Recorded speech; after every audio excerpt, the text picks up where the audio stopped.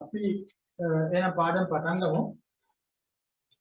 දින කීපයක් අපිට පසුගිය පාඩම් මාලාවට සම්බන්ධ කරුණා භාවනා වැඩසටහන තිබුණ නිසා මම හිතනවා පසුගිය කාලේ අපි දුන්න කවුරුන් ටික සිත් ටික කඩපාඩම් කළා ඇති කියලා. අපි පසුගිය කාලේ කතා කරපු ටික අපි පොඩ්ඩක් නැවත ආවර්ජන කරගත්තොත් බැහැ කියලා දැන් කට්ටිය මේ කීපයක් සමහර අයට අමතක වෙලා ඇති. අපි කතා කළේ මේ සතර පරමාර්ථ ධර්මයන් පිළිබඳව අභිධර්මාර්ථ පිළිබඳව චිත්ත චෛතසික රූප නිබ්බාන කියන මේ සතර පරමාර්ථ ධර්මයන්ගේ චිත්ත පරමාර්ථය ගැන කතා කරමු. පළවෙනි පරමාර්ථය. සිත් කතා කළා ප්‍රධාන කොටස් හතරකට කාමාවචර, රූපාවචර, අරූපාවචර, ලෝකෝත්තර කියන්නේ කොටස් කීපයක් ඇති. කාමාවචර 57ක්. ඒ 54 අපිට බෙදලා ගිය හැටි කතා කරත් අපි අකුසල් 12ක්. අහේතුක 18ක්. අහේතුක 18ක්. ඊළඟට අපි කතා කරා දැන් සහේතුක සිත් 24ක්. නේද? සහේතුක සිත් 24ක්. එහෙනම් මාතෘකාවට කතා කරනවා. ඊට පස්සේ අපි අකුසල් කතා කළා කොහොමද? ප්‍රධාන මාතෘකාවක් ලෝභ, ද්වේෂ, මෝහ කියන සිත් බෙදලා ලෝභ සිත් 8ක්, දෝෂ මූලික සිත් 2ක්, මෝහ මූලික සිත් 2ක් ඇති. ඊළඟට අපි කතා කරා අහේතුක සිත් කොටස් 3ක් ඇත්තේ අපි කතා කරා. මොනවද? අහේතුක අකුසල විපාක සිත් 7යි, කුසල විපාක සිත් 8යි, අහේතුක කියන කතා කරනවා. සහේතුක කුසල සිත් කියන්නේ සහේතුක කුසල සිත් තමයි. ඒ කුසල සිත් වල අපි කතා කරා මේ සෝබන සිත් 24ක් තියෙනවා නේ. සෝබන සිත් 24. මේ සෝබන සිත් 24 අපි පාඩම ආරම්භ කළා. පළවෙනි සිත් 8. ඒකේ කුසල 8යි, විපාක 8යි, ක්‍රියා 8යි වශයෙන් තමයි සඳහන් වෙන්නේ. එකම සිත තමයි එකම ස්වභාවය තමයි මේ සිත් තුනේම අපි කතා කරන්නේ. විපාක කුසල කියලා කිව්වොත් සෝමනස් සහගත ඥාන සම්පිත අසංකාරිකයි. විපාක කිව්වොත් සෝමනස් සහගත ඥාන සම්පිත අසංකාරික මේ සිත විපාක සිත කියන විතරයි වෙනස් වෙන්නේ. එකම වර්ගයේ සිත් තුනක් එකකට කියනවා කුසල සිත කියලා, අනිත් එක කියනවා විපාක සිත කියලා. අනිත් එක කියනවා අපි එක කොටසක් පාඩම් කරගත්තා අනිත් තුන් දෙක පාඩම් වෙලා නිකම්. ඒ අන්න අපි කතා කළා මේ සෝමනස් සහගත ඥාන පසුගිය අපි හැම වෙලාවෙම ඔයගලන්ට කියන දෙයක් තමයි දැන් මේ කුසල සිත් ටික මම නැවත නැවතත් මේ කියන්නේ. අපි පසුගිය පාඩමේ ගොඩක් මේ සිත් 8 විශේෂයෙන්ම ඔය ඥාන සම්පවිත සිත්, ඥාන සම්පවිත කියන සිත් ඉතාම වැදගත්. අපිට උපරිම කාමාවචර කුසලයක් කරන්න කාමාවචර කුසලිත මොලා රූපාවචර කුසලයකට යන්න, රූපාවචර කුසලිත මොලා අරූපාවචර කුසලයකට යන්න. ඉහළට මේ කුසල් සිත් ඥාන සම්ප්‍රයුක්ත කියන සිත් තේරුණාද? එතකොට ඥාන සම්ප්‍රයුක්ත සිත් වඩලා තමයි රූපාවචර ධ්‍යාන මට්ටමට එන්නේ. අරූපාවචර ධ්‍යාන මට්ටමට එන්නේ. ඒතකොට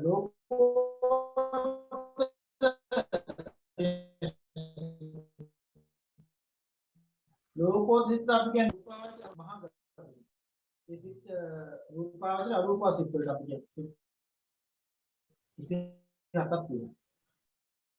ඒ සියලු සිත් වලට පරිකරණ කරන්නේ කියන්නේ මුලින්ම අභ්‍යාස කරන්නේ මෙන්න මේ කුසල සිත් වල.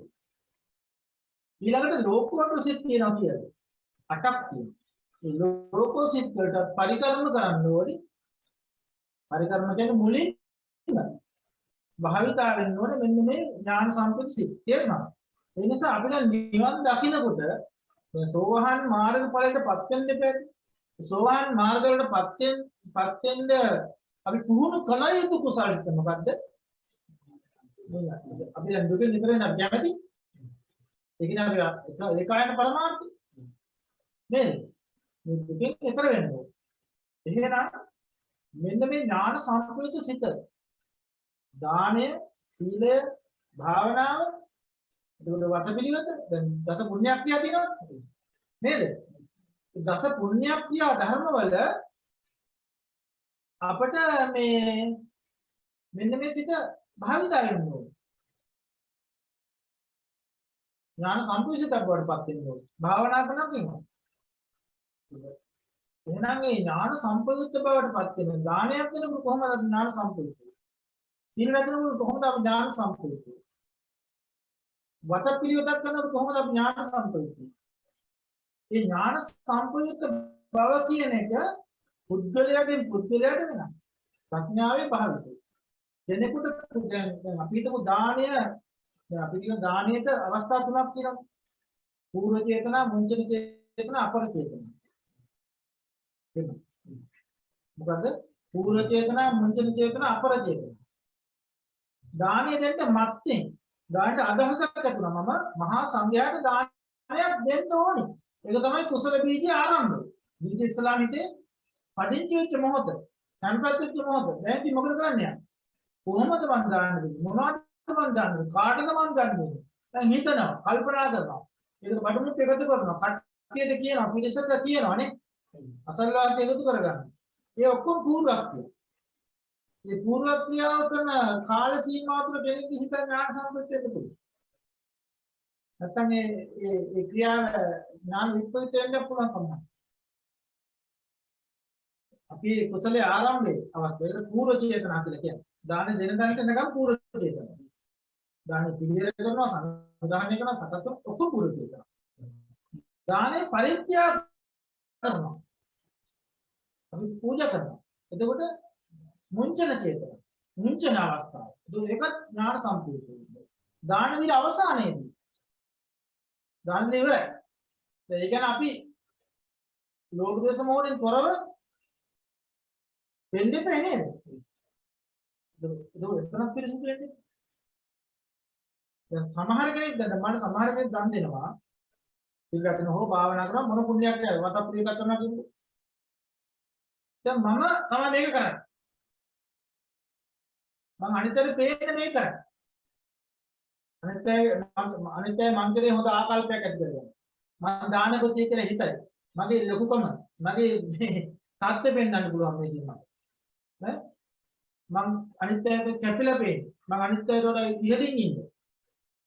ඒ වගේ අදහසක් තියාගෙන දාන සංවිධානය කරනවා. එහෙම නැතුව නෙමෙයි අපි වොන්තරන් ඉන්නවනේ එහෙම ඉස්සි. ඈ තමන්ගේ තාත්ත පෙන්වන්න දන් දෙන්නේ නැද්ද? මිනිස්සු කියලා අයවල කියලා නේද? ලොකු පාටියක් වගේ අරන් කියලා. එහෙම කරනවා වොන්තරන්. ඒකෝල එතන මමත්වයේ කොට නැගිලා තියෙනවා. එතකොට දෙන වෙලාවේ එහෙම. දීලා අවසානයේතර මිනිස්සුන් කියනවා මම දාන දුන්නේ මමද දුන්නේ එහෙම දුන්නේ. ඔව් ඒක තමන් බුවා දක්වමින් තමන් මමත්වයේ පෙන්වමින් තමන්ට ඒකේ ඇගීම් බලාගෙන ප්‍රශංසාව බලාපොරොත්තු වෙන. එතකොට ඒක ඥාන සම්පූර්ණ වෙන්නේ. ඒක ඇවිල්ලා මීටින් එක ඥාන සම්පූර්ණ වෙන්න පුළුවන්. මීටින් එක ඥාන ඉල්පෙත්. තේරුණා? ඒ කුසලයේ එහාට මෙහාට දෝලණය වෙනවා. පිටක ඥාන සම්පූර්ණ ඥාන ඉල්පෙත්. ඒ දැන් අය දින වෙලාවට යා පූජා බුද්ධියෙන් දුන්නාට පස්සේ ආයාගසිත මේක අඛණ්ඩව කරන්න බෑ. ඒ නිසා ඒ කුසලයේ විපාක ටික එක විදිහට වෙනස් වෙනවා. එක එක්කෙනාගේ ඒකට යොදපු සිතේ ශක්තිය අනුව. ඉතින් අපි හරියට ධර්මයේ ගැඹුරෙන් අවබෝධ කරලා නැති බුදු කෙනෙක් ලෝකෙට පහළ වෙලා මේ ඉදිරිපත් කරන දර්ශනය මොකක්ද? දැක්ම මොකක්ද? උන්වහන්සේ මොකක්ද මේ භෞතික ලෝකය ගැන දක්වලා තියෙන අදහස? මේ දුක පිළිබඳව උන්වහන්සේ කියලා තියෙන මොකක්ද? මේ භෞතිකව තියෙන හිතන්නකෝ දැන් අපි දානෙ දෙන්න ගන්න උපකරණ මොනවද? දාන දෙන කෙනා කවුද? දාන ලබන කෙනා කවුද?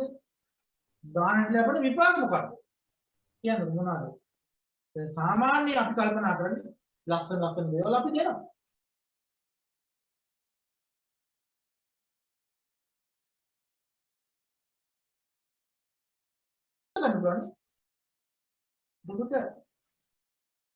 අපි සමහර දෙනෙක් හිතනවා ඇත්තටම මම ප්‍රේත දානය දුන්නා.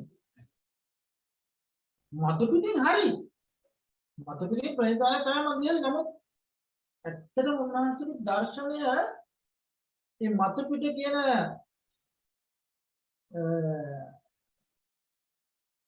ඕලාරික බව බිඳගෙන ගිහිල්ලා සියුම් භවයේ අවබෝධය තුලින් තමයි ප්‍රඥාව දියුණු වෙන්න පටන් ගන්නේ. මොනවද අපි දන් දීලා දෙන්නේ? අපි දන්නවා දැන් මේ ස්කන්ධ ධාතු ආයතන පස්සේ බෙදලා දක්වනවා මේ. හැබැයි මේවා මේ අපේ අවබෝධයේ විතරයි නේ. මොකද ලෝකයට අපිට මේ ලෝකයට එක්ක ව්‍යවහාර කරන්න බෑ මේක.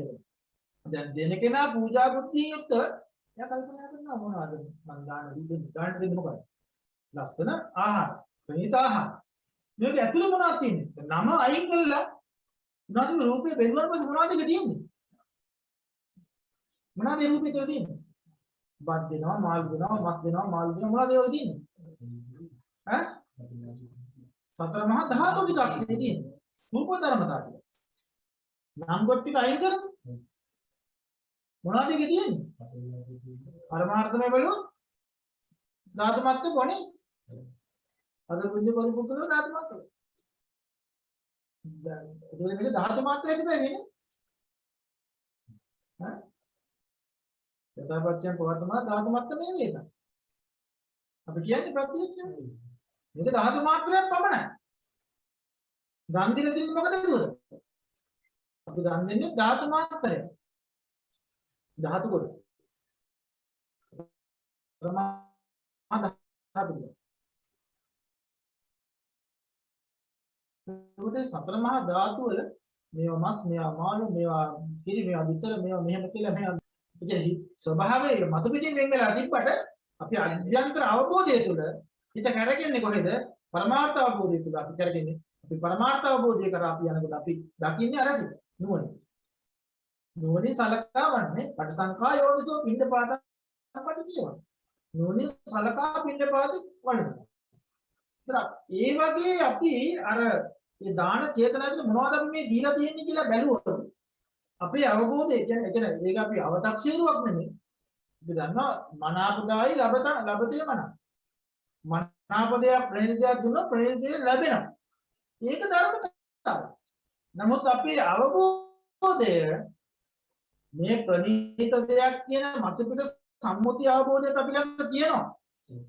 හැබැයි සම්මුති අවබෝධයේ විඳලා පරමාර්ථ අවබෝධයත් අපි ළඟ සම්මුතියට අපි නිඳා කරන්නේ නැහැ. තේරුණාද? සමහර කෙනෙක් මේ පරමාර්ථය කතා කරලා පස්සේ සම්මුතිය නිඳා කරනවා. ඒකට නෑ. උතන සත්‍යයක් නෑ. උතන ලස්සන දෙයක් නෑ. ඒ වගේ මේ ප්‍රණීතයේ ප්‍රණීත වශයෙන් දකින්න සම්මුතියක් දකින්න. සම්මුතිය තමයි ඒකේ රසවත්භාවය තියෙන්නේ. හැබැයි මේ සම්මුතිය තේරුම් අරගෙන ජීවත් වෙනා වගේම ඒක පරමාර්ථ අවබෝධය ගියාට පස්සේ නෑ මේක හරි ගැඹුරු කතාවක් නේ. සමහර කෙනෙක් ඒක පැත්තකට හේතු වෙන පස්සේ මේකේ පරමාර්ථමය පැත්ත අවබෝධ කරගන්න සම්මුතිය දරු කරන්නේ. සම්මුතිය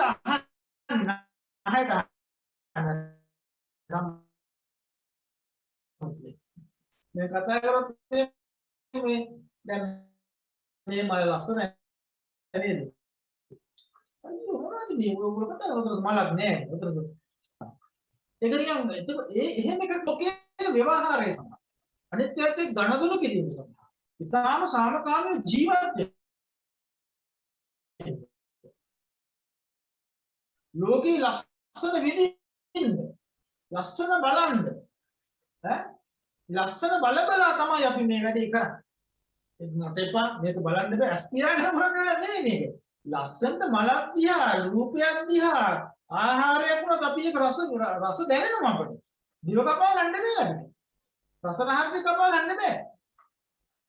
ඈ සමහර අය ආහාර රස දෙනවා කියලා ඇල්ලුවොත් කරගන්න. රස දැනෙනකොට තිත්ත ආහාර වළඳනවා. ප්‍රේත ආහාර වළඳන්නේ නැහැ. මොකද එහෙම එකක් ඕනේ නැහැ. මේ පරමාර්ථ අවබෝධයට ගියාට පස්සේ ලස්සන ලෝක විතරාගී මහෝත්තමයන් වහන්සේලා ලෝකයේ තියෙන සුන්දරත්වය දේවල් හොඳට උන්වහන්සේලා අත්විඳිනවා. හැබැයි විතරාගී සිතකින් අවබෝධ යුක්ත සිතකින්. ඒකයි වැදගත්. අපි වගේ දෙඩිය පිටින් බඩා ගන්න කියන උපාදාන විරහිතව ඒක දැක්කේ. ලස්සනට දැක්කේ. ඒ විතරාගී සිතක මලක් දිහා දකින්න ප්‍රබුද්ධ මනස. ඒකේ සම්මුති මට්ටම, ඒකේ පරමාර්ථ මට්ටම, ඒකේ උදේවය මට්ටම, ඒකේ නිස්සරණය. බලන්න කොච්චර ලස්සන දැක්මක්ද කියන්නේ. නේද? ඒ සම්පූර්ණ ඒකේ තියෙන මෝහය කඩලා ඒ රූප දිහා දකින්න. ඒ විදිහට විරාගී සිතකින් ලෝකයේ දිහා දකින්න පුළුවන්. ඒ නිසා මේ අපි දැන් මේ දන් දෙනේම වුණත් ඉතින් ප්‍රති අපි දන් දෙනවා. ඒක සම්මුති මට්ටම. හැබැයි අපි අවබෝධය තියාගන්න ඕනේ. අපි හිත ඇතුලෙන් ඒකේ යමක තියෙන උඩින් පල්ලෙහාට තියෙන අවබෝධය අපි ගවේෂණය කරලා බලුවොත් උඩ මට්ටම ප්‍රණීත ආහාර වලක් වෙන්න පුළුවන්. ප්‍රණීත ආහාරයක් වෙන්න පුළුවන්. හැබැයි යට මට්ටම කොහමද? පඨවි ආපෝ තේජෝ වායෝ කියන සතර මහා ධාතු ටිකක් නිතර උදේ වායේ ක්‍රියාවලට යටත් වෙන දෙයක්. උත්පාද වායු ධම්මිනෝනේ රූප ධාතු ටිකක් නේ. ආහාරයේ ගොවි පොලේ දිනන කොහමද? කඩේ දිනන කොහමද? ගෙදර ගෙනාවම කොහමද? කපල කොට දැම්මම කොහමද? තැඹුවාම කොහමද? පිගාන්ටාවම කොහමද? කඩට දැම්මම කොහමද? බඩට දැම්මම කොහමද? බඩේ ඉඳලා මොකද? බඩෙන් එළියට දැම්මම කොහමද? තේරුණාද?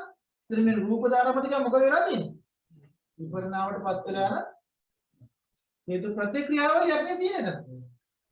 මේ අවබෝධය අපි පරමාර්ථ මේ සතර මහා ධාතුන්ගේ විකෘතියයි මේ අපිට පේන්නේ පරම්පරාව.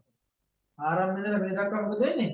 ඒ රූප ධර්ම රූප පරමාර්ථයන්ගේ විකෘතිය.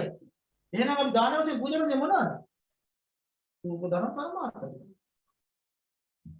දානේ පූජා කරු මම ධාතු මත්ත කොනේ? මගේ මොනවද මේ කෙස්ලෝගේ සම්මස්නහරයට ඇතුළු දිවල තියෙන්නේ මොනවද? විතර විපරිණාමයටපත් වෙන අර ආහාරය තුල තියෙන ඒ ධාතු ටිකමයි මේ තුලක් තියෙන්නේ. ඒව නිතර විපරිණාමයට පත් වෙනවා. මම කියලා පුද්ගලෙක් දන්නේ නේද? මට චේතනා පහළ වෙනකොට තිබෙන සතර මහා ධාතු ටික ඒ මොහොත ශ්‍රණිය. දාන උපකරණ සංවිධානයක දාන සංවිධානය උදලා පිනකොට දාන වෙන්න පටන් ගත්තා. समस्त क्रियावली තුල තියෙන නාම රූප පරම්පරාව පිට. ඒක මොකද? දානේ පූජා කරන කෙනෙක් කොතනද අපි හිටියේ දැන් මෙතන? දානේ සකස් කරගෙන කොහෙද හිටියේ? කොහේද? එහෙම කෙනෙක් නෑ. උදේවැයට පත් කරන නාම රූප ක්‍රියාවලිය. එතකොට ඇත්තට මම දන් දුන්නා කියන සතුට මට තියෙනවා. මෙහෙම චින්තන රටාවට ආවා කියලා මම දුන්නේ නෑ කියලා එයාට මේ එහෙම හැඟීමක් එන්නේ නැහැ. මම නමුත් ඒ අවබෝධය තුල යාට උපේක්ෂාවක් පහළ වෙනවා. නමුත් යාට සතුට කියන එක, ප්‍රීතිය කියන එක දැන් පරමාර්ථමය ධර්ම අවබෝධයෙන් ලැබෙන ප්‍රීතිය බොහොම ප්‍රබලයි. ඒ සම්මුති ලෝකයේ තුල අනේ මම ස්වාමීන් වහන්සේලා දානයක් පූජා කරලා මට ලැබුණානේ. කොච්චර ලාභයක්ද? ඈ උන්වහන්සේලා බොහොම සතුටින් දානේ වැළඳුවා. මටත් හිතේ හිතේ මම දානේ දුන්නා. අනේ සාදු සාදු කොයිතරම් දෙයක්ද මම කරගත්තේ. දැන් මේ සම්මුති මට්ටමේ තුල ලැබෙන ආස්වාදයක් නේ. හැබැයි ඊටත් වඩා නිර්ආමිෂ ආස්වාදයක් ලැබෙනවා. අර වගේ මේ සතර පරමාර්ථ අවබෝධයත් එක්ක බුදුරජාණන් වහන්සේගේ ධර්මයේ තුල කිඳා බහැලා ධර්මයේ තුල පළපදියම් වෙලා පිළිතලා මෙහෙම දෙයක් නෙමෙතන උනේ. මං දානේ දුන්නේ හැබැයි මං අවබෝධයෙන් ඉඳලා තියෙනවා මේ දානේ තුල. මේ දානෙට මං ඇවිල්ලා නැහැ, ගැටලා නැහැ. මේ දානේ කෙලෙස් වලින් මිශ්‍ර වෙලා නැහැ. තේරුණාද? එතන මොකද ලැබෙන ප්‍රීතිය? නවත්තන්න බෑ නේද? ප්‍රීතිය එන්න එපා කියන්න බලවද? මේ අවබෝධයෙන් හිතක තියෙන ප්‍රීතිය නිරායාසයෙන් ඇති වෙන දෙයක්. ඕ අයිස්තර ධර්මයක අසිරිමත් ශාසනයක මම මේ අවබෝධයෙන් එක දුන්නානේ කියේ. ඉතින් කොයිතරම් මේ මට කිසි දෙයකට බැඳෙන්නේ නැතුව මේක නිවනට ඒකාන්ත ඍජුවම මේ යන්න පුළුවන් කුසලයක් මම කළේ කියලා. එහෙනම් දාන දීලා තියෙන පුද්ගලයෙකුට නෑ නේ ඒ භෞතික කියන්නේ වෙනස් වෙන ධාතු ටික. දාන ලැබපු කෙනා ස්වාමීන් වහන්සේ මොකද දුදියෙන් මන්දිරේ අසන්නයක් දෙමෝපියෙක් කවුරු හරි එතන මොනවද තියෙන්නේ? ධාතු මාත්‍රකෝ.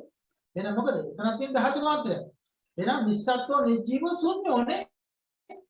මම මේ දාන ගැන විතරක් කළා සීලේ භාවන ඔක්කොම ඔයයට සම්බන්ධ කරගන්න. අනිත් වට පිළිවෙත ඔක්කොම. සීල දස පුණ්‍යක් ක්‍රියා. අපි මේ දැන් කරන දේ වුණත් ඒක තමයි තීනයක්. දැන් මම බණ උගන්වනවා ඔයගොල්ලෝ බණ අහනවා. දැන් මොකද්ද මේ වෙන්නේ?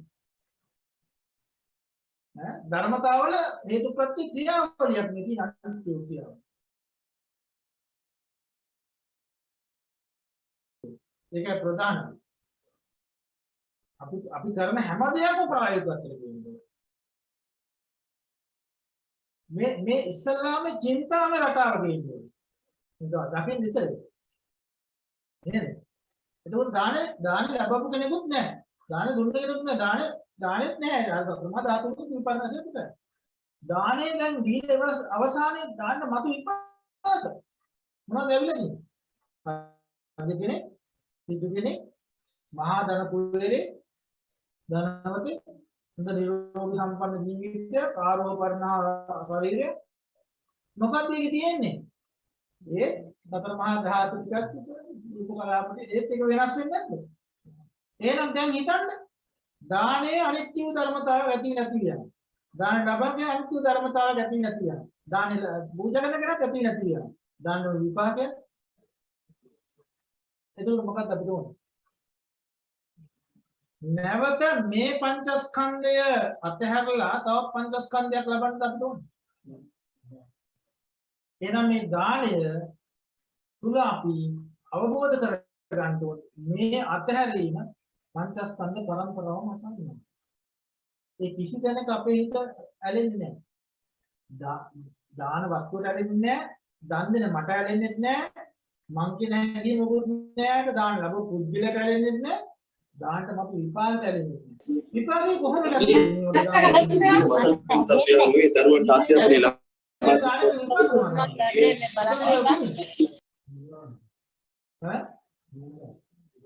එතකොට ඒ වගේ කෙනෙක් උපදින්නේ ත්‍රි හේතුක උත්කෘෂ්ඨ කුසලයකින් උපදින්නේ. මේක තේරෙන්න. ත්‍රි හේතුක උත්කෘෂ්ඨ කුසලයකින් ආය නැවත මම මේක විපාකයක් කියනවා දැන් මේ සිත. දැන් විපාකයක් අටක් තියෙනවා. සෝමස්සාග ඥාන සම්ප්‍රයුක්ත අසංඛාරික විපාකයෙන් එයා උපදින්නේ ප්‍රබල කුසලයක. දැන් එයා කොතනකවත් ඇලුන්නේ නැහැ. හැබැයි එයාට භාවෝග සම්පත්, වස්තු පරිවාර සම්පත් අර කවුද අපේ සෝන සිටුවරයට වගේ ඈ මහා කපින මහරජුන්ට වගේ මහා අමිත භෝගී සම්පත් දෝති සිටුවරයට වගේ.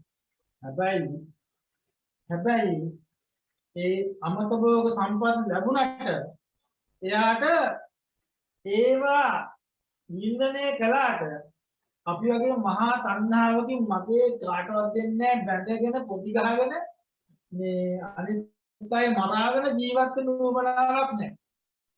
යම් වෙලාවක සත්පුරුෂයෙක් මුණ ගැහුණා නම් බුදුපසේ බුදු මහරහතන් වහන්සේ නමක් මුණ ගැහුණා නම් දේශනා කළා නම් මේ යථාර්ථය උඹේ පාවිච්චි කරන දේ අනිත්‍ය දෙයක්මයි, දුක්ඛ දෙයක්මයි, අනාත්ම දෙයක්මයි කියලා උන්වහන්සේ බණ පදයක් කියපුවා මොකද වෙන්නේ? ඈ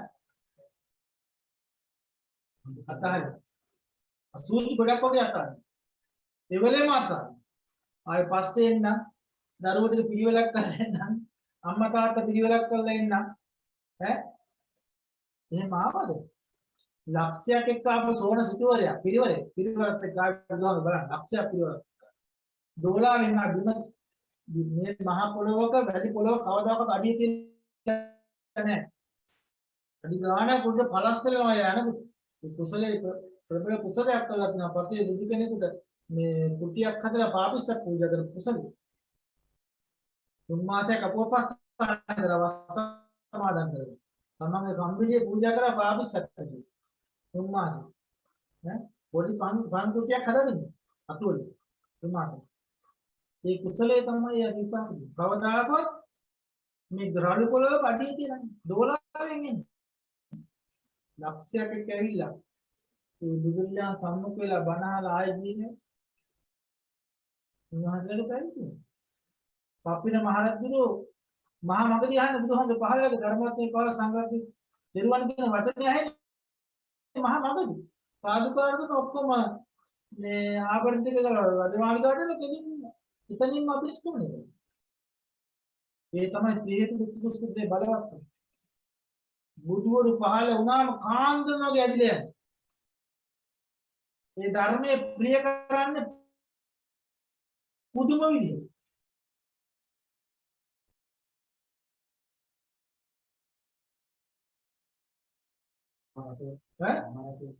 මේ වගේ ධර්ම රසය ඒකට දෙන්න. මේ මොකද උත්පත්ති කුසලේ ඥානවන්තයි.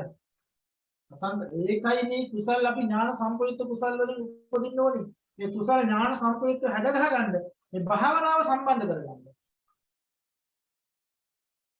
භාවනා විදර්ශනා භාවනා පුරුදු කරනකොට අපි හැම වෙලාවෙම අපේ නිරීක්ෂණය වෙන්නේ උදේවයි. ඇතිවීම නැතිවීම හැම දෙයකම දැක දැක අපි මේ ඉන්නේ හැම වෙලාවෙම. කනගුණත් උදේවයි දකිනවා. අඳිනගුණත් උදේවයි දකිනවා. දැන් පාසලෙකට නානගුණත් උදේවයි දකිනවා. නිදාගම උදේවයි දකිනවා. වතපියතක උදේවයි දකිනවා. ඇවිදිනකොට කතා කරනකොට නේද? සම්මිංජිතේ පසාරිතේ අභික්ඛන්තේ පටික්ඛන්තේ ආලෝකිතේ විලෝකිතේ සංඝාට පත්ත චීවර ධාරණේ උච්චාර ප්‍රස්තාව කම්මේ ගතේ රිතේ නිසින්නේ සුත්තේ දාගතේ බහද කුණී භාවේ හැම ඉරියව්වක් තුළම හැම ක්‍රියාවක් තුළම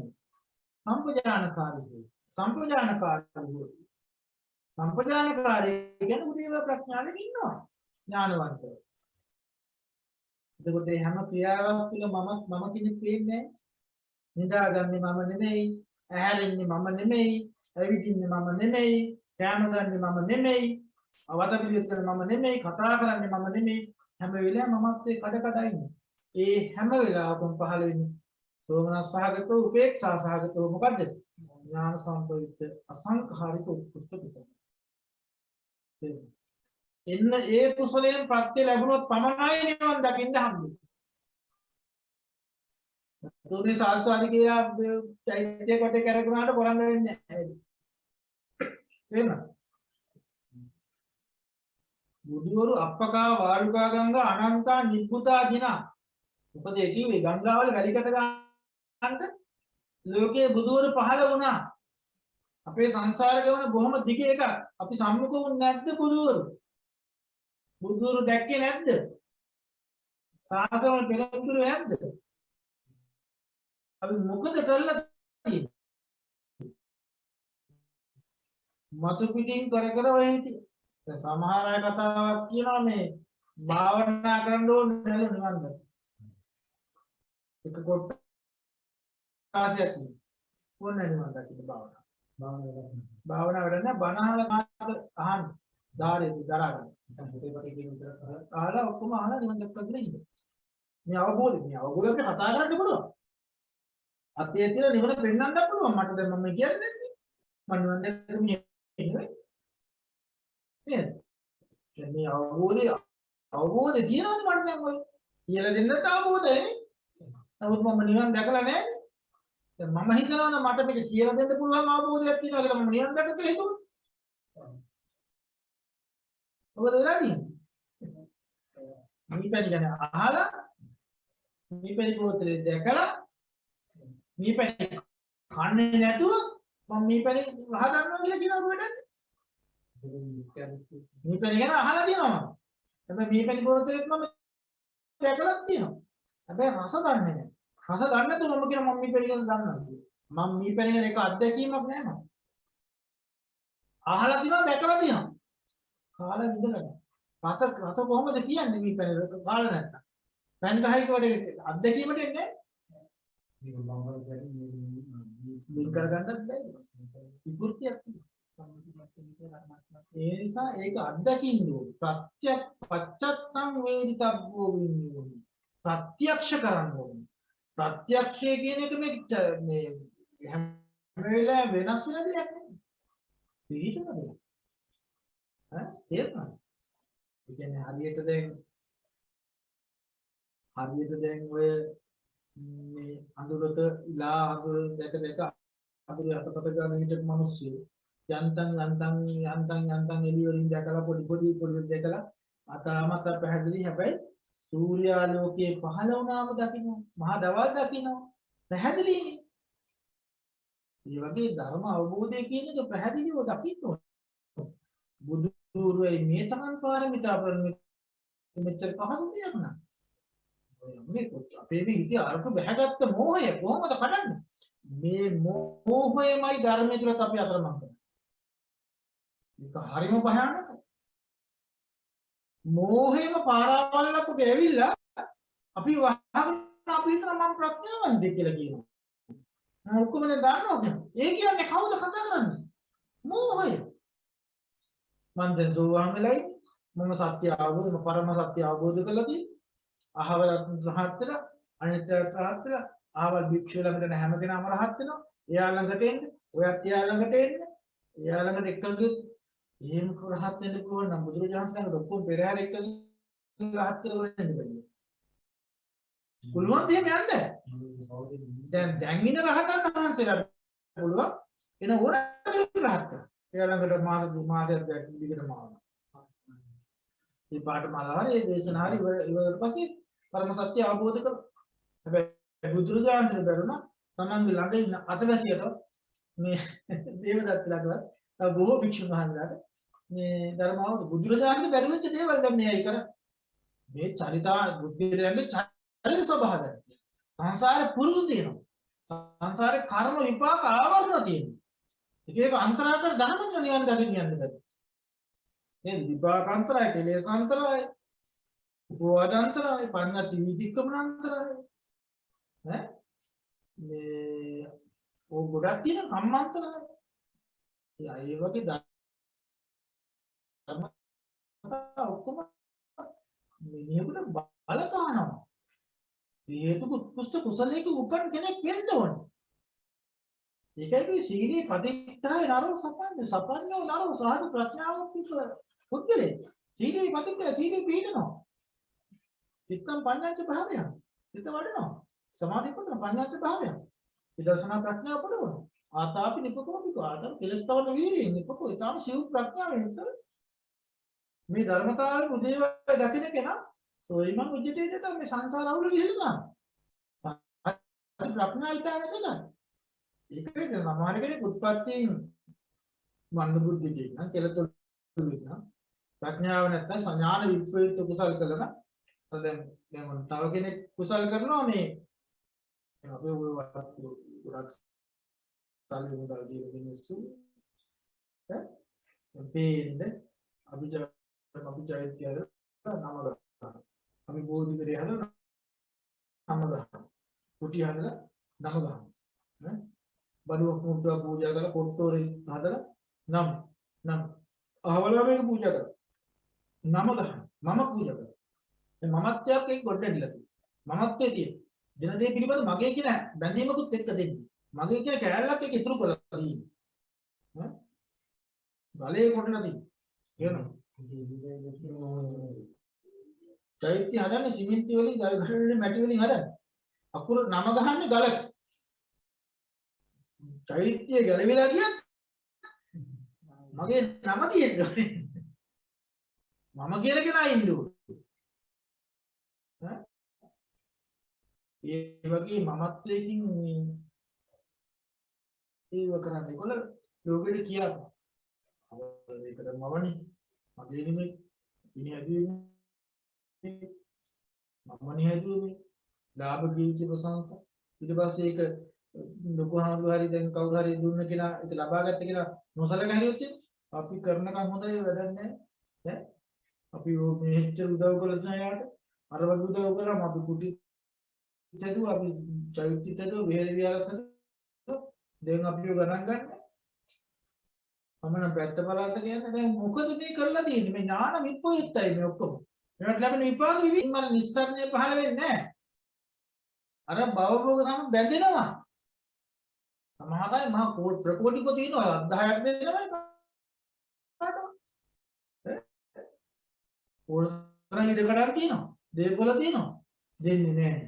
දෙන්නේ ඉත පහළ වෙන්නේ නැහැ. දීලා කොහොමද? සේවකයෙකුට අමතර රුපියල් 10,000 දෙන්නේ නැහැ වැඩිපුර. සනීපව පරිත්‍යාගශීලී බවනේ අතහැරීමනේ.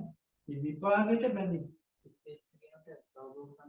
කියනවා ඒකට ලෝභසිත ඇති. සම්පේතයකට එතන හරියට ප්‍රඥාව පිළිట్లా නැහැ. විග්‍රහ දෝෂ දුරු කරගන්න එක සමහර කෙනෙක් කරනවා. දැන් ළමයා ගාපල දුරු කරගන්න ඉල බුදු පූජා කරනවා, බෝධි පූජා කරනවා, ඒක සම්පූර්ණ කරනවා. ඒවා ලැබෙන විපාක. විවිධ අරමුණනේ චේතනාහම් වික්‍රේ කම්මං වදාන්නේ. නමුත් අර පරිත්‍යාගයට විපාකයක් ලැබෙනවා. හැබැයි විපාකයේ නිස්සාරණය පිණිස ප්‍රත්‍ය වෙනවාද කියලා කියන්නේ. ඇයි මිනිස්සු ජනාධිපතිලා මැතියමුතු රජවරු රජකමන ලෝභ තව කෙනෙක් රජකම ඉල්ලගෙන ආවොත් ඒ මරන්නේ නැද්ද? කවුරු හරි මේ උදුරන්න ආවොත් එම කෝටියක් හරි මර තමන් රජකම රකින්නේ ඇයි ඈ? ඒකට විපාක ආශාවෙන් කරලා තියෙනවා. විපරිතයි කුසල. විපරිතයි කියලා කියන්නේ ඒක නිස්සාරණ ප්‍රඥා අතහරින්න කැමති. අදාසාවක් තියෙනවා. සමාහට දෙවි අපිට කියන්න බෑ සමාහට බල කිරීමක් ඔක ඇතුළේ අතහරින්න පුළුවන්. නමුත් ගොඩක් වෙලාට ඒ තද ලෝභකම් ඇති වෙන්නේ වස්තුවට. අපේ බෝසතන් වහන්සේලාම කියන්නේ මොනවා දැක්කත් අතහරින්න හිතන්නේ. කවදාද දැන් අපි සාරිපුත්‍ර සංසල පොගලන් සානස් ලැබෙනවනේ. අර ඉදිරියට සමාජික නාට්‍ය දැක්කම මොකද උනේ? සංදර්ශනයේදී කලකිරුණා. නාටික අඳනවා වටනවා. තාම මනරම් මේ දර්ශනය. අපි කියනවා අපි හොඳටම මේ ඊටාම ලස්සන උත්සවයක් ඒක. අනිත් එක ගන්නවා සින්දු කියන ඌ කියන ඔල්ලෝර ගන්න දෙනවා. එන්න බලන්න මොකද මේ විකාර. අද මේ නාගෙන සතුටින් නටන ඌ කියන අනිත් සතුට ඊට මෙයාට මොකද වෙන්නේ? මේක රඟපෑමක්. ඇත්තටම රඟපෑමක්. සැබෑ ජීවිතේ මේක නෙමෙයි. සැබෑ ජීවිතේ මේ මිනිස්සු අඬනවා. ඒකට අපිට පේන්නේ නැහැ මේ අඬන දේ. මේ මිනිස්සු නාකි වෙනවා. වයසට යනවා. මොකද වෙන්නේ ඒකට? අන්න බලන්නකෝ. ඒ ඥාන සම්ප්‍රයුක්ත කුසල් කරාට පස්සේ කලකිරෙන්නේ නැහැ. ඒ නිසා භවයේ උපකාරය බුදු කෙනෙක්ගේ පිහිටක් ලබන්න හේතු වෙන්නේ මෙන්න මේ කුසලයේ අපි කරන්නේ. ඒකයි මම මේ කුසලය ගැන මෙච්චර අවධානය කියන්නේ. මොකද මේක කියන්නත් අපිට මොනවා කරත් වෙලක් නැහැ. තේරුණා? මම මේ පාඩම් දෙකක්ම මේකට අරගෙන මේ කතා කරන්නේ. අනේ සිත් ඔක්කොමත් හරි මේ සිතත් හරි. සෝමනස් සහගත උපේක්ෂ සහගත වෙන්න ඕනේ. ඥාන සම්පයුත්තේ කියන්නේ අපි නිස්සාරණ ප්‍රඥාවෙන් දෙන්නේ. කරන දේ. නිස්සාරණ ප්‍රඥාව කියන්නේ මොකද්ද? මොකද ඥාන සම්පයුත්ත බව කියන්නේ. ඥාන සම්පයුත්ත බව කියලා කියන්නේ උදය වය ප්‍රඥාව පිළිట్లా දෙන්නේ. ඒකද විදර්ශනා යෝගියෙක් වෙන්න ඕන. මේ ගොඩක් දෙනෙක් ඔකට කියන කර්මයේ කර්මඵලයේ විශ්වාස කරලා දෙනවා නේ. ඒකත් ඉතින් අරක බෑ සාමාන්‍ය මට්ටමේ විපාකයක් තමයි. තේරෙනවද? කර්මයේ කර්මඵලයේ විශ්වාස කරලා දෙනවා. අපි සද්දා කම්මඵලම් පුළුවන්. කර්මයේ කර්ම මම මේ දාන දුන්නා මට ඊළඟ ජීවිතේ මේකට ආයුෂවරණ සම්පූර්ණ ප්‍රඥා ලැබෙනවා. නේද? ඔක්කොම ටික ලැබෙනවා. අග්ගස්මින් දානං දත්තා අග්ගම් පුඤ්ඤං පවණ්ඩති. අග්‍ර වූ දුර්යහන දානෙ පූජා කරන අග්‍ර වූ විපාකයක් ලැබෙනවා. ඒකට කම්මසකද ඥානය. හැබැයි හිතන්න නිවන කියන්නේ කර්මක්ෂය කරපු තැන. කර්මක්ෂය කරන කුසලය. කර්මක්ෂය කරන කුසලය තමයි විදර්ශනා උදේවය ප්‍රඥාවේ පිහිටන කරන කුසලය. එහෙනම් එතන තියෙන ස්කන්ධ පරම්පරාව දකින එක විතර. කරපු පුද්ගලයෙක් ක්‍රියාවලිය ගලන. විදර්ශනා භාවනාව කියන්නේ බුදුරජාණන් දුකින් එතර වෙන්න දේශනා කරපු ක්‍රම. ඒකනේ ඉඳගෙන විතරක් කරන එකක් නෙමෙයි. හැම වෙලාවකම ඒක විදර්ශනා භාවනා කරනවා. ඒක හැම වෙලාවම උදේවය දකින්න. ස්කන්ධයන්ගේ පරම්පරාව දකින්න. සත්පුද්ගලය දකින්න. ඇතිවීමක් නැතිවීම. ඒකට දුන්න වෙලාවක් දෙන වෙලාවක් විභාග ලැබෙන වෙලාවක් පුද්ගල මේ නාම රූප සංතතියක් එහෙම නාම රූප පරම්පරාවක් දකිනවා. නාම රූප පිළිපෙළෙන පරම්පරාවක් දකිනවා මිසක පුද්ගලයක් දකින්නේ නැහැ, ලෝක ව්‍යවහාරයක් දකින්නේ නැහැ, සම්මුතියක් දකින්නේ නැහැ. ලස්සන පාටක් හැඩයක් අපි මේ කෙලෙස් උපදවන පැත්තකට හිත යොමු වෙන්නේම නැහැ. අන්න ඒ නිස්සන්න ප්‍රඥාව තමයි අර නිවනට ඍජුවම බලපාන. තේරුණාද මේ කීපත? ඒ නිසා තමයි මේ ඥාන සම්ප්‍රයුක්තයි කියලා අපි කිව්වට මේකේ සැබෑ ඥාන සම්ප්‍රයුක්ත බව. බලවත්ම කුසලයේ තියෙන්නේ විදර්ශනා භාවනාව. ඒකයි බුදුරජාණන් දේශනා කළේ ගොඩක් වෙලා. මේ මුළු සත්වල පුරා බුදුවරු වඩා දන් දුන්නට වඩා එක ශ්‍රණයක් විදර්ශනා වැඩි මානසංසයි. ඒ ශ්‍රණයක් විදර්ශනා භාවනා කිරීම වැදගත්. තේරුණා? ඒ නිසා මේ විදර්ශනා භාවනාව පුරුදු කරගත්තොත් හැම වෙලාවකම මේ ඥාන සම්පූර්ණ වලට අපේ හරි ප්‍රබල හිතයි. ඒක උපරිම ඥාන සම්පූර්ණ ලෝකෙකදී ප්‍රායෝගික ජීවිතේ. ඒ නිසා මම අර මතක දෙන්නේ කුසල් අපි හෙලා දකින්නව නෙවෙයි. මන් දකින්නේ ඒක මේ තාම වටිනා මණික. වටිනා මණික. ඒක තව මණික් වලින් වට කරලා හතරක් වල රිදී වලින් වට කරලා එක එක දියමන්තිනි වට කරලා ලස්සනට වහලා තියෙනවා. වටිනා මණික. අන්නේ වටිනා මණික තමයි විදර්ශනා භාවනාව.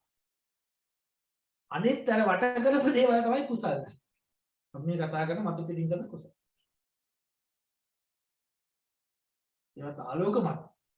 හැබැයි සැබෑ හරය. සැබෑ වටිනාකම. කෙලින්ම නිවන ස්පර්ශ කරන්න පුළුවන් කුසල. දානයක් හෝ සීලයක් හෝ වතක් පිළිවෙතක් හෝ මෞපිය ප්‍රස්ථානයක් ඕන එකක්. එහෙම කරන්න පුළුවන්.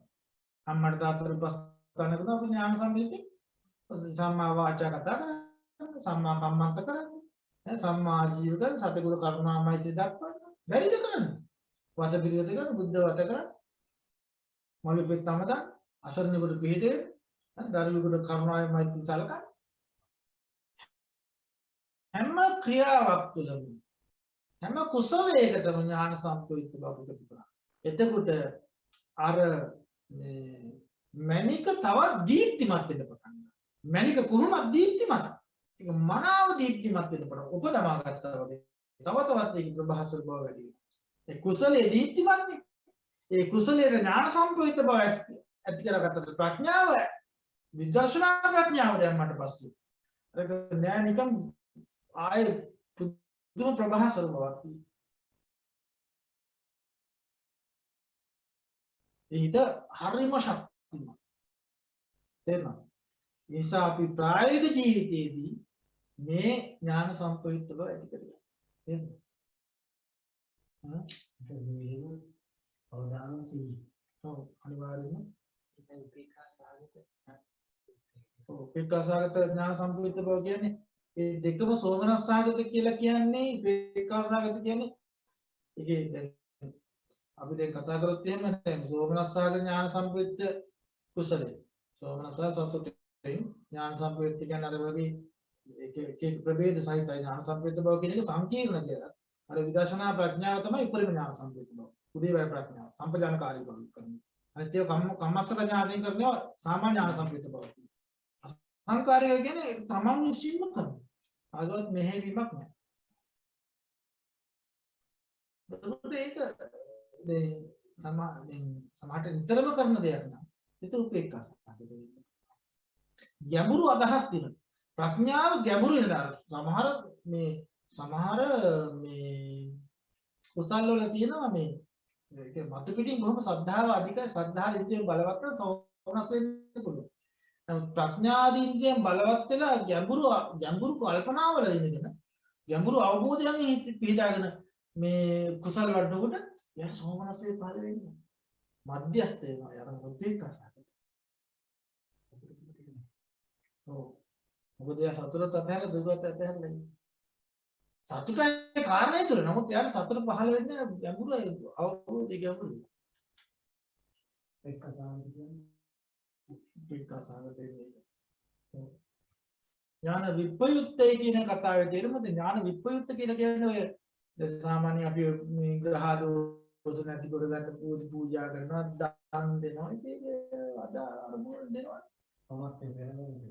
ප්‍රඥාව සම්බන්ධ වෙලා නැහැ ඒක. ඔය දෙන්නම මාළේ දෙන්න.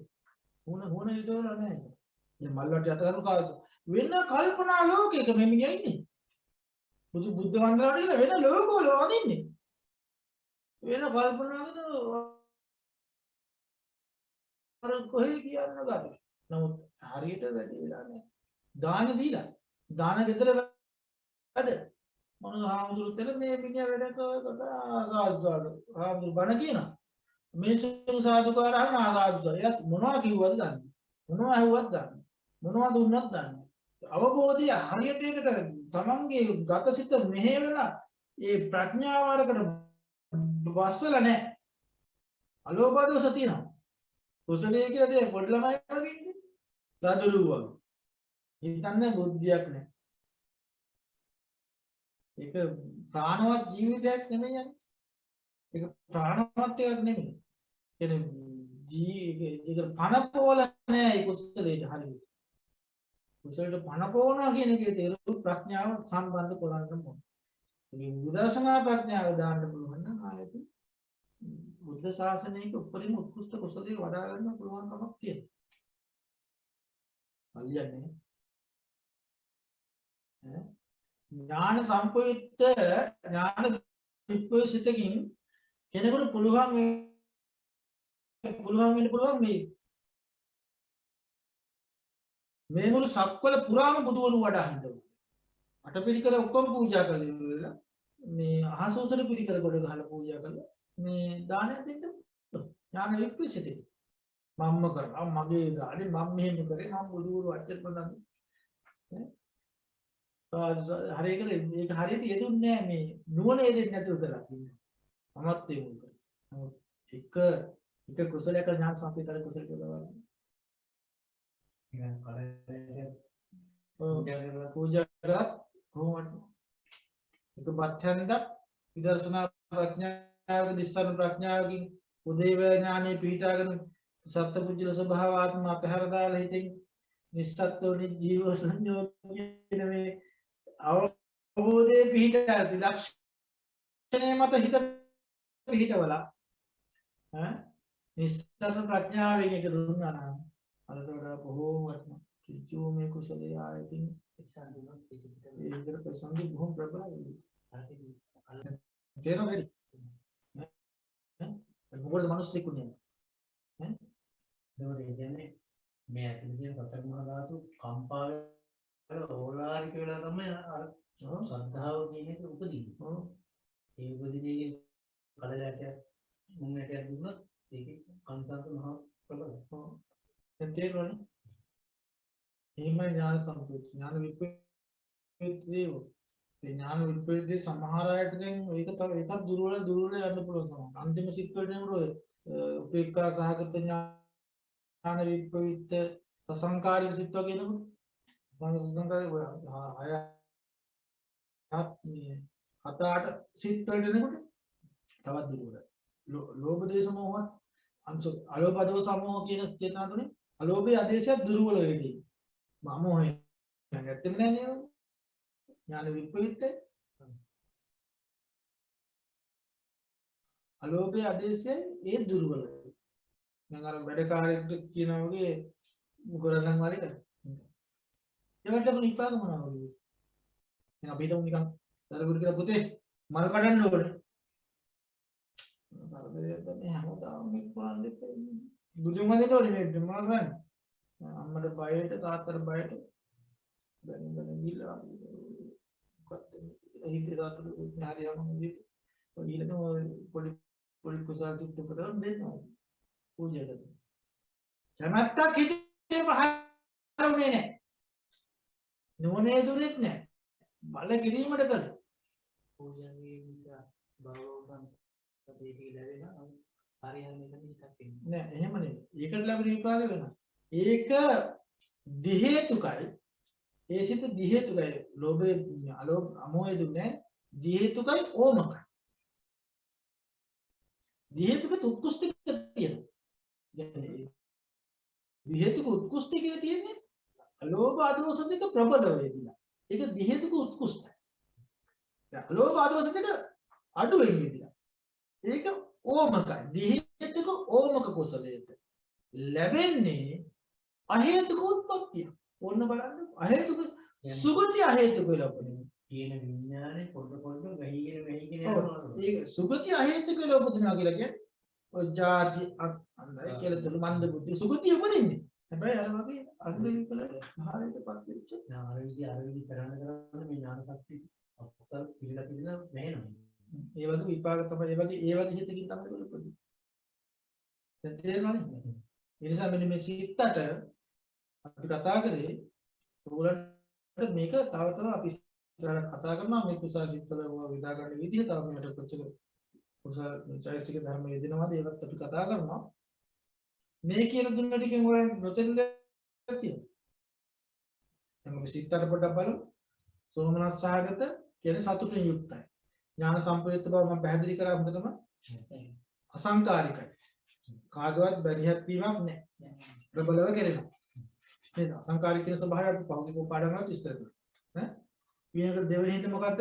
සෝමනස් සහගතයි, ඥාන සම්ප්‍රයුක්තයි, සසංකාරිකයි. කියන්නේ කාගේට මැදිහත් වීම කොහොමද? තමන් දෙපාර තුන්පාර තමන් මේ හිතලා කරලා තමන්ගේ මේ යම්කිසි දුර්වලකම් නිසා පසු බහැලා කරනවා. නැත්නම් තව කෙනෙක්ගේ බලපෑම කරනවා. ඒකට දෙවෙනි හිත. ඒක සෝමනස් සහගතයි, ඥාන සම්ප්‍රයුක්තයි. තුන්වෙනි සිත සෝමනස් සහගතයි, ඥාන විප්‍රයුක්තයි, අසංකාරිකයි. සෝමනස් සහගත සතුටින් යුක්තයි. හැබැයි නුවණ ඉදිලා නැහැ. අර විදිහට මේ කම්මසගත ඥානෙ ඉදිරියට නැහැ. නැත්නම් විපස්සනා ප්‍රඥාවට ඉදිරියට නැහැ. හේතු දෙකයි තියෙන්නේ. පළවෙනි සිත් දෙකේ හේතු තුනක් තියෙනවා. අලෝභ අදෝස අමෝහ තුනම තියෙනවා. ඥාන සම්ප්‍රයුක්ත සිත් වල හැම වෙලාවෙම හේතු තුනක් තියෙනවා. මේකේ තියෙන හේතු දෙක ඥාන විප්‍රයුක්ත සිත් වල තියෙනවා. අලෝභයයි අදෝසයයි විතරයි. හේතු දෙකයි තියෙන්නේ. ඒ ඥාන විප්‍රයුක්ත නිසා ප්‍රඥාව දෙන්නේ අමෝහය දෙන්නේ. අමෝහය කියන්නේ ප්‍රඥාව. ඊළඟට සෝමනස් සහගත ඥාන විප්‍රයුක්ත සසංකාරික. ඊටසිත හතරයි තියෙන්නේ. සෝමනස් සහගත හතරයි. ඊළඟට උපේක්ඛා සහගත ඥාන සම්ප්‍රයුක්ත අසංකාරික. ඒක ප්‍රබල සිත. අර වගේ. උපේක්ඛා සහගත හෝ සෝමනස් දෙකම ඉතින් එක සමාන අංශංශ. එතකොට මේ උපේක්ඛා සහගත ඥාන සම්ප්‍රයුක්ත සසංකාරික. ඒක හයවෙනි සිත.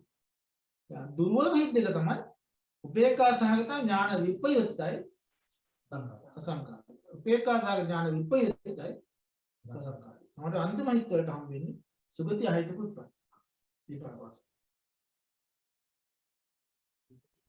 ජාතියන්ද ජාති වගේ මන්ද බුද්ධි කෙලතුල් වගේ උපදින බුද්ධි අඩු උපදින සුගති උපදින අහේතුක උපදින.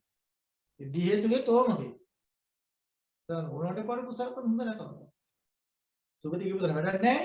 මේ කුසල විපාක දෙන්නේ නැහැ. දැන් තේරෙනවද මේ කුසලයක කොච්චර ඥාන සම්ප්‍රයුක්ත බවට අපිට කොච්චර ප්‍රයෝජනද?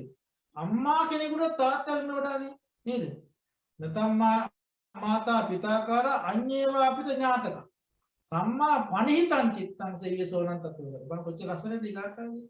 නැත්නම් මාතා පිතා කෛරා අඤ්ඤේවා අපිට ඥාතක.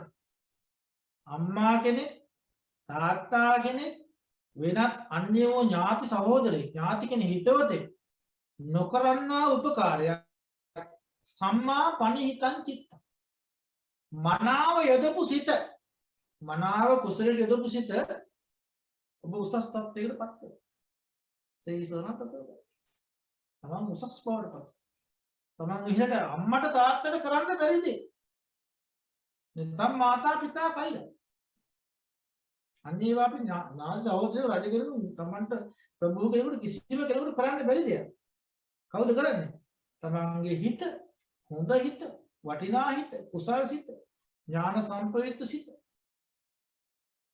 තමන්ට ඇති කරගන්න. දැන් තේරෙනවද? ඒ නිසා දැන් අපි මොකද කරන්න ඕනේ මේක ඉගෙන ගත්ත පස්සේ? කඩපාඩම් කරලා මම කුසල් සිතට දානවා. ඕන මම කියනවා. පොතේ ලියා ගන්නවා. කඩපාඩම් කරනවා. එහෙමද? අවදානම් සිහියේ දැන් මොකද මේක හැම 24 පැයකම දොරෙන් අපි දක්ෂ වෙනවා. මේක ගිහි කෙනෙක් පැවිදි කෙනෙක් කියලා ප්‍රශ්නයක් නැහැ. මොකද ගිහියත් කනවා පැවිද්දත් වළඳනවා. කන්නේ එකම જાතිනේ.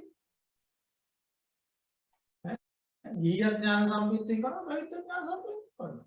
බැරි කම නැහැ. ඈ ඔකෝ තහනම් කරලා දෙලා ගිහියට මේ පෙරේත කමින් කන්න ඕනේ මේ රස බල බල කන්න ඕනේ. ගියා හරියට එතන මේ කෑම පැවිද්දත් එහෙම කන්න එහෙම දෙයක් නැහැ. නීති බලවල නැහැ. කවුරු කෑවත් කණේක ඥාන සම්ප්‍රයුක්ත කරනවා. අඳිනේක ඥාන සම්ප්‍රයුක්ත අඳින්න. බලනේක ඥාන සම්ප්‍රයුක්ත බලන්න. මේ ධර්මයේ දී පැවිදි දෙපාර්ශ්වයෙන් නිවන් දකින්න. ගිහි අය කියලා අපිට දැන් මේකෙන් නිදහස් වෙන්න පුළුවන් කියලා ඉන්න එපා කොයි වෙලාවක. සමහර ගිහි අය හිතනවා ඔය ප්‍රත්‍යක්ෂා දෙන හාමුදුරනේ වළඳන්නේ හාමුදුරනේ අපිට කන්නනේ තියෙන්නේ. පෙරවන්නේ හාමුදුරනේ අපි අඳිනවනේ. පැම්පහස්නේ හාමුදුරනේ අපි නානවනේ. එහෙම ඒ ක්‍රියාවන් හැම එකක්ම සතිපට්ඨාන සූත්‍රය කියන්නේ. සියලු දෙනා දුකෙන් එතර වෙන්න නිදහස් වෙන්න බලාපොරොත්තු නිවන් දකින්න බලාපොරොත්තු ඒ කායනෝ අයම් වික්‍රේ මග්ගෝ සත්‍ථානං සූත්‍රය. එකම මාර්ගයයි සිහිය මුල් පවත්වලා. නේද? නිසා ගිහි පැවිදි කියලා ભેදයක් නැහැ. හැම කෙනාම මේ දේ කළ යුතුයි. හැම කෙනාම පුළුවන් වෙලාවට තුන් ගෙවල් විතර ප්‍රශ්න ගොඩක් අඩු වෙනවා. ඕම ඥාන සම්ප්‍රයුක්තයක් ඇති කරගත්තා මේ පරමාර්ථ අවබෝධයෙන් ජීවත් වෙන මේ මෛත්‍රී කරුණාවෙන් ජීවත් වෙන මිනිස්සු තව කෙනෙක් ගන්න මරා ගන්න දෙන්නේ ප්‍රශ්නයක් එන්නේ. ප්‍රශ්න ඇති කරගන්න විදිය කාර්තික ප්‍රශ්න ඇති කරගන්න. ස්කන්ධ පරම්පරාව තව ස්කන්ධ පරම්පරාවක තියෙන මොන ප්‍රශ්නයක්ද? ඒක දන්නේ නැහැ. මේ මෝහේ කඩන්න ඕනේ. අරටු බැහැගත්ත ගලව ගන්න බැරි මෝහයක් නෙමෙයි සංසාරේ පුදුම බාන්නකද ඉන්නේ. මොනතරම් මෝහයකද අපි ඉන්නේ කියලා. මේ මෝහේ කඩපු දවසට ඇති වෙන සැහැල්ලුව නිදහස කොහොම වෙයිද? මේ විතරාගී නික්ලේශී මහෝත්තමයන් වහන්සේලා මොනතරම් මේ ප්‍රීතිය භුක්ති විඳිනවද නැද්ද? ඕහිත බහාරෝ සංසාර බර බිමින් තිබ්බා. අපි මේ බරක් නෙවලෝ තියන්නේ. මම මේ රූපේ මම මේ හැඩ මම මගේ ඇස් දෙක මගේ අතප මම මෙහෙම කෙනෙක් මට මෙහෙම කතා කරා මට මෙහෙම බර කරන්නේ. ඔක්කොම මම මුල් කරගෙන මමම තමයි. මේ පංචස්කන්ධේ මහා එකයින් ගොඩක් දීලා වටිනාකම් දීලා ಜಾති ආගම් කුල කියන මේ සීල් ගහලා මේ ඉරේ කරලා නේද? මම අහවල් ಜಾති මට අහවල් ආගම මේ ಜಾතික මම මේ වගේ කුලේ මේ කුලේ මම අර කුලේ මම මේ પરම්පරාව මගේ මම මෙහෙම කෙනෙක් ඔක්කොම මේ තට්ටු පිට තට්ටු ගහලා තියෙන පට්ටම් ගලවන්න ඔක්කොම තද්ද මෝහය. ඉතින් ඔක්කොම සසර බරයි. මරණකල් බර මරලත් බර සංසාරේ යනකල්ම පොළොවට තියාගෙන යනවා ඉතින් මේක. ඇත්ත දෙයක්වත් නැහැ. මොනවද තියෙන්නේ? ඈ මොකක් කරන්නේ? තේරෙනවද නේද? වෙලාදී මොකද කියලා? ඒක ඕහිත බහාරෝ සංසාර බර දිවෙන් තිබ්බා ඉවරයි. කතං කරණේ යම් කලේ තවසන් කළා. නාපරන් ආයෙ කරන්න දෙයක් නැහැ උන්වහන්සේලා. නාපරන් හිටත් ආයෙ. නැත්තු කරන්න දෙයක් නැහැ. කත කරණීය කලියුත් අවසන් කළා. උසිතම් බ්‍රහ්මචර්ය වාසයේ නිමා කළා. ඉවරයි. කීනා ජාති ඉපදීම නැති කළා. මේ පිටි ඒක කොච්චර නිදහසක් ඇද්දනේ? ලෝකේ ලක්ෂණ විඳිනවා මොකොත් නැහැ. අතීතේකුත් නැහැ අනාගතේකුත් නැහැ වර්තමානයේකුත් නැහැ. සතත ධර්ම ප්‍රීති ධම්ම ප්‍රීති සුඛං සේති විපස්සන්නේන චේතසා අරියප්ප වේදිතේ ධම්මේ සදා රමති පණ්ඩිත ධම්ම පණ්ඩිතා කියන මේ විතරාගී මහෝත්තම රහතන් වහන්සේ ධම්ම ප්‍රීති සුඛං සේති විපස්සන්න චේතන විපස්සන්න චේතසා කියන්නේ ප්‍රසන්න වූ සිතකින් ප්‍රබුද්ධ වූ සිතකින් විතරාගී සිතකින් කෙලස් බර දුරු කරපු නික්ලේශී සිතකින් උන්වහන්සේ මොකද කරන්නේ? ධම්ම ප්‍රීති සුඛංසේ ධර්මයේ වාසය කරනවා. ධර්ම ප්‍රීතියෙන් හැම වෙලාවෙම ජීවත් වෙනවා. අරියප්ප වේදිතේ ධම්මේ. යාරයන් වහන්සේලා විසින් දේශනා කරපු බුදුරජාණන් දේශනා කරපු ධර්මයේ තුල සදා රමති පණ්ඩිතං සදා කලී ධර්මයේ වාසය ධර්ම ප්‍රීතිය ධර්මයේ පමණයි මුළු ජීවිතේ. දැන් අපිට මේ දිනේ 11දී ඇගේ තිබ්බ බර ඇතුළේ තිබ්බ බර සෑල්ලලා මේ හිත කියන එක නිකම් නිින්ද නැති මහා සපතක් ඒක වුණා. භාවනා කරනවා ටික මේක බිමින් කියන්න පුළුවන්. පස්සවල සවල රයිට් දලයි කියලා මොකක් කන්දම් පාත් කරන්න පුළුවන්. කෙලස් කඳුනිය අපි ගාවදී. භාවනාවට කරනකොට එක සවලක් විතරක් අයින් කරනවා. ආයෙ සවලක් අයින් කරනවා. මොකද දිගින් දිගට වැඩේ කරන්න පටන් ගත්තා. කවදාද දවසකදී මේක කරලා අවසන් කරන්න පුළුවන්. ඉතින් අපි ඒ ධර්ම මාර්ගයට ප්‍රේ කරනවද බ්ලොගයට ප්‍රේ කරනවද? තීරණ ඔබේ. වෙනිපෙනීම මිදුණනි ගොඩක් තියෙනවා. මේ පැත්තේ. මේ පැත්තේ අසෝචි ගොඩක් තියෙනවා. හැබැයි අසෝචි ගොඩ ලස්සනට මේ වහලා තියෙන්නේ ඈ සුදු එදිරින් වහලා මල් මාලා ගොතලා ලස්සනට මල් මාලා එල්ලලා ඈ සුවඳ විලවුන් ගහලා මත පිටින් මහා ලස්සන මොහොපෑමක් කරලා තියෙනවා. හැබැයි මැනික් ගල් නම් ඉතින් වැහිලා තමයි තියෙන්නේ. මේ මැනික් තියනවා කියලා අපි කියනවා. අපි කියනවා මොනවද? මෙන්න මැනික් ගල් තියනවා හැබැයි හාරපල්ලා මේක මෙතන මේකේ ඇතුලේ තියෙන හොඳ නිදියක්. මැනික් ආකාරයක් තියෙනවා. ඒක පේන්නේ නැහැ. මේකේ තියෙන ලස්සනට හැඩ කරපු බඩු ටිකක් මේකේ තියෙනවා. ඒක හැරුවොත් මොකක්ද වෙන්නේ? හැරුවොත් ඉවරයි. ඒක අපේ හිත යන්නේ නොපේන දේ, පේන දේ. මේක ඇදිලා මේක දිහා බලන්න. ඒක පේනවනේ. අරක පේන්නේ බලා ගන්න ගොඩක් මහන්සි වෙනවා. ඒ කම්මැලි කමනේ මුන්ට මේ තියෙන්නේ. ඒ කම්මැලි කම තියෙන්නේ. එන්න කම්මැලිනේ අපි. අරක අසුචියක් කරේ කම ලස්සන බල බල හොයලා ඉඳගෙන. තේරුණාද දැන් වෙලා තියෙන දේ අපිට? පැහැදිලි නේද? එහෙනම් ඉතින් මොහය අඩු කරගන්න. භාවනා ඉඳගත්තාම අඬ කෑල ගහන ඉරවි යන්නේ ඒක තමයි. ඔව්. වෙනමද ගැටලු තියෙනවා. ඒක ඉවර තමයි.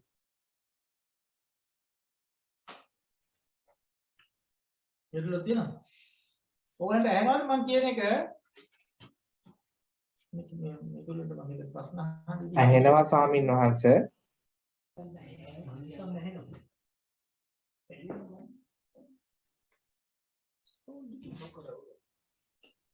අපිට ඇහෙනවා ස්වාමින් වහන්සේ.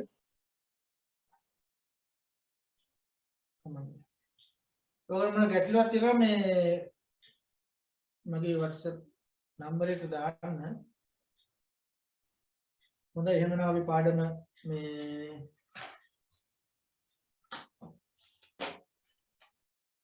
අපි අද අවසන් කරමු.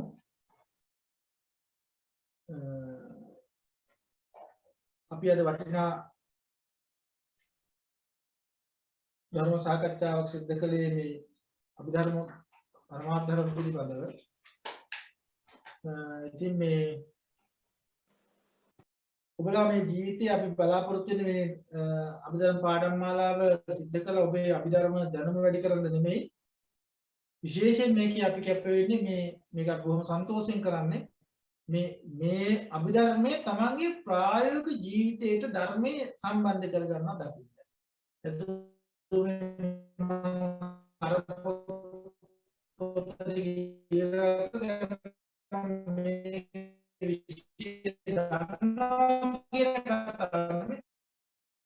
දන්නවා කියන මිනිහෙක් වෙන්න දැනගත්ත කියන මිනිහෙක් වෙන්න මේක කාලා බීලා ඉවර කරනවා. කාල නැති මිනිහෙක් දන්නවා කියලා කියන්න හොඳ නේද? ධර්මයේ මනස නැති මිනිස්සේ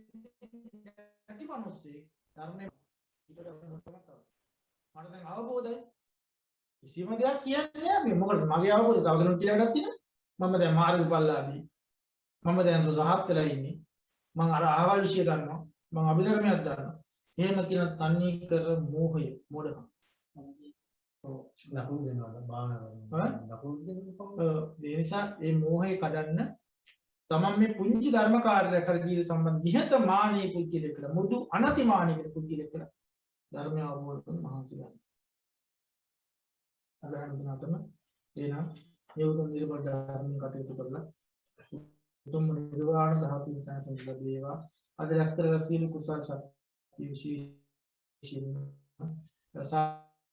ආසන ලෝකපාල සුදී දේවතා අනුමෝදන මුනිවරු ධර්ම චිරාත් අංශයට නෝදී මොකෙන් අපි සිදුලාටමත් ඒ වගේම මේ කල්යාණ මිත්‍ර සියලු දෙනාටම පන්තිර සහභාගී වෙච්ච සියලු දෙනාටමත් මේ ධර්ම දේශන ධර්ම සාකච්ඡාව ශ්‍රවණය කළ සියලු දෙනාටම උතුම් වූ නිර්වාණ අවබෝධයෙන් සැනසෙන්න මේ සිදු කරන සියලු පින් හේතු වාසනා වේවා.